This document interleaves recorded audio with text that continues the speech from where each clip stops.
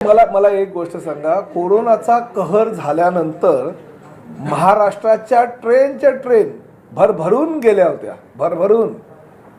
काही कमी झालंय का महाराष्ट्रातून? काही कमी झालेलं नाही. हे व्हिडिओ असेच व्हायरल होत जातात.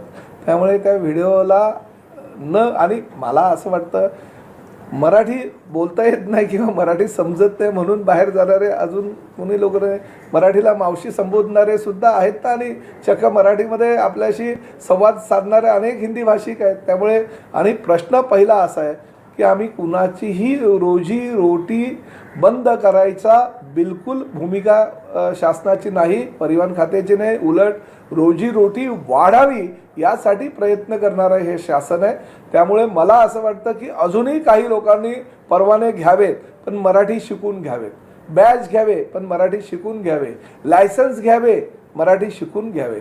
आम्ही कोणाच्याही रोजगारावर गदा आणणार नाही. परंतु एवढं मात्र परत एकदा सांगतो, महाराष्ट्रामध्ये व्यवसाय करायचा असेल तर तुम्हाला मराठी समजावंच लागेल, तुम्हाला शिकावंच लागेल.